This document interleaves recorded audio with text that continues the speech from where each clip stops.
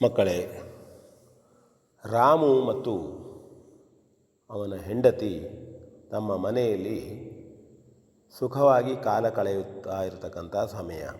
ತಮ್ಮ ತಮ್ಮ ಚಟುವಟಿಕೆಗಳನ್ನು ಮಾಡಿಕೊಳ್ಳುತ್ತಾ ಮನೆಯಲ್ಲಿದ್ದಾಗ ಮನೆಯ ಫೋನು ಧ್ವನಿಯಾಗ್ತದೆ.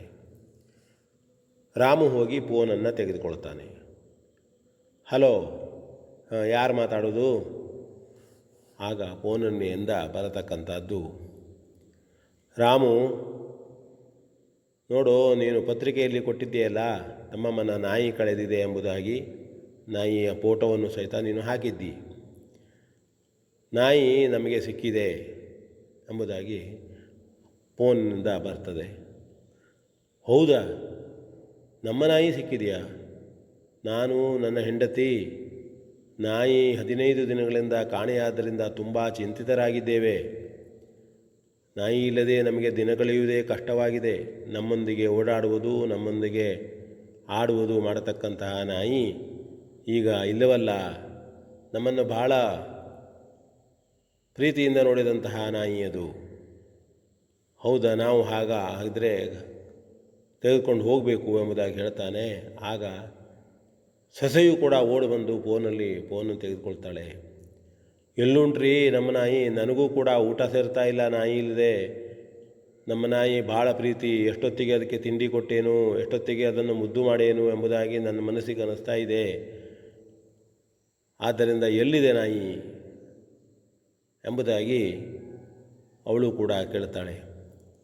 ಆಗ ಅಲ್ಲಿದ್ದವರು ಹೇಳ್ತಾರೆ, ಇಲ್ಲ, ಏನು ಹೆದರಬೇಡ್ರಿ ನೀವು. ನಾವು ಈಗೊಂದು ತಿಂಗಳ ಹಿಂದೆ ನೀವು ನಿಮ್ಮ ವೃದ್ಧ ತಂದೆ ತಾಯಿಯರನ್ನು ವೃದ್ಧಾಶ್ರಮದಲ್ಲಿ ಸೇರಿಸಿದ್ದೀರಲ್ಲ, ಅದೇ ವೃದ್ಧಾಶ್ರಮದಲ್ಲಿ ಇದ್ದೇವೆ. ನಿಮ್ಮ ನಾಯಿಯೂ ಇಲ್ಲಿಯೇ ಇದೆ. ಆ ತಂದೆ ತಾಯಿಯರ ಪ್ರೀತಿಯ ನೆನಪು ಮರೆಯದೆ ಅದು ಹುಡುಕುತ್ತಾ ಬಂದು ವೃದ್ಧಾಶ್ರಮವನ್ನೇ ಸೇರಿಕೊಂಡಿದೆ. ನಾವು ವಾರಕ್ಕೊಮ್ಮೆಯಾದರೂ ಬಂದು ನಿಮ್ಮ ತಂದೆ ತಾಯಿಯರನ್ನು ಮಾತನಾಡಿಸಿ ಅವರಿಗೆ ಪ್ರೀತಿಯಿಂದ ಏನಾದರೂ ತಿಂಡಿಯನ್ನು ಕೊಟ್ಟು ಸಂತೋಷಗೊಳಿಸಿ ಹೋಗ್ತಾ ಇದ್ದೇವೆ. ಹಾಗೆ ಇವತ್ತೂ ಕೂಡ ಬಂದಿದ್ದೇವೆ. ನಾಯಿ ಇಲ್ಲೇ ಇದೆ, ಕರೆದುಕೊಂಡು ಹೋಗಿ ಎಂಬುದಾಗಿ ಫೋನಿನಿಂದ ಹೇಳ್ತಾರೆ. ಆಗ ರಾಮುವಿಗೆ ನಾಚಿಕೆ ಆಗ್ತದೆ. ಫೋನನ್ನು ನಿಧಾನವಾಗಿ ಇಡ್ತಾನೆ. ಕಣ್ಣಲ್ಲಿ ನೀರು ಬರ್ತದೆ. ಸೊಸೆ ಹೆಂಡತಿಯನ್ನು ನೋಡ್ತಾನೆ. ಏನ್ರಿ, ಏನಾಯ್ತು ರೀ? ನಾಯಿ ತೆಗೆದುಕೊಂಡು ಬರೋಣ, ಗಾಡಿ ತಗೊಂಡು ಹೋಗೋಣ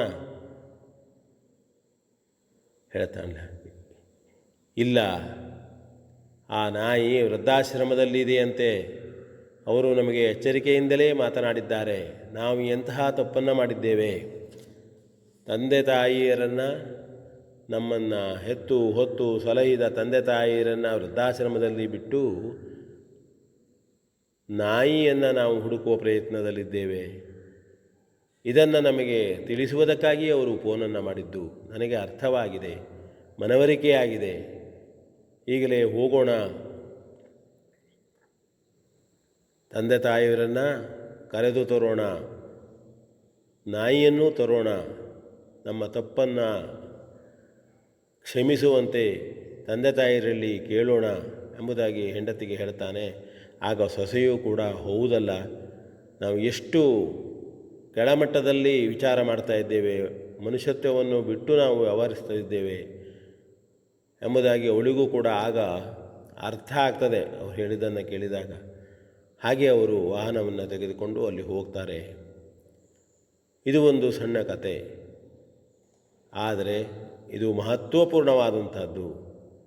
ನಮ್ಮನ್ನು ಕಷ್ಟಪಟ್ಟು ಬೆವರು ಸುರಿಸಿ ಹೆತ್ತು ಹೊತ್ತು ಸಲಹಿ ನಮಗಾಗಿ ಜೀವನವನ್ನೇ ಕಳೆದ ತಂದೆ ತಾಯಿಯರನ್ನು ನಾವು ವೃದ್ಧರಾದ ಕಾರಣದಿಂದ ನಮಗೆ ಅವರನ್ನು ನೋಡಿಕೊಳ್ಳಲಾಗದೆ ವೃದ್ಧಾಶ್ರಮದಲ್ಲಿ ಬಿಟ್ಟು ಬಿಡ್ತೇವೆ. ಅದನ್ನೂ ಅವರು ನಮಗೆ ಯಾವ ರೀತಿ ಸುಖಕ್ಕಾಗಿ ಹೆಣಗಾಡಿದರು, ಸುಖ ಕೊಟ್ಟರು, ಯಾವುದು ಆಲೋಚನೆ ಇರೋದಿಲ್ಲ. ನಾವು ಇಲ್ಲಿವರೆಗೆ ಬರುವುದಕ್ಕೆ ತಂದೆ ತಾಯಿಯರ ಸೇವೆಯೇ ಕಾರಣ ಎಂಬುದು ಕೂಡ ನಮಗೆ ನೆನಪಿರುವುದಿಲ್ಲ. ಇದು ಕೆಲವಷ್ಟು ಕಡೆ ಭಾಳ ಆಗಿದೆ ಈಗಾಗಲೇ. ಹಾಗಾಗಿ ಇದು ಒಂದು ಎಚ್ಚರಿಕೆಯ ಗಂಟೆ. ನಾವು ತಂದೆ ತಾಯಿಯರನ್ನು ಪ್ರೀತಿಸಬೇಕು, ವಯಸ್ಸಿನಗನುಗುಣವಾಗಿ ಅವರ ನಡವಳಿಕೆಯಲ್ಲಿ ಸ್ವಲ್ಪ ಹೆಚ್ಚು ಕಡಿಮೆ ಇದ್ದರೂ ಕೂಡ ನಾವು ಅದನ್ನು ಸಹಿಸಿಕೊಂಡು ನಡೆದಾಗ ಅದೇ ಮನುಷ್ಯತ್ವ. ನಾವು ಭರತ ಭೂಮಿಯಲ್ಲಿ ಜನಿಸಿದ ಸಾರ್ಥಕತೆ. ಆ ಸಂಸ್ಕೃತಿಯನ್ನು ಎಲ್ಲರೂ ಬೆಳೆಸಿಕೊಳ್ಳೋಣ, ಎಲ್ಲರಲ್ಲೂ ಪ್ರೀತಿಯಿಂದ ಸೌಹಾರ್ದದಿಂದ ಬದುಕೋಣ, ತಂದೆ ತಾಯಿಯರನ್ನು ಗೌರವಿಸೋಣ, ಪ್ರೀತಿಸೋಣ ಅಂತ ಹೇಳ್ತಾ ವಿ ಎನ್ ಭಾಗವತ್ ಬರಬಳ್ಳಿ.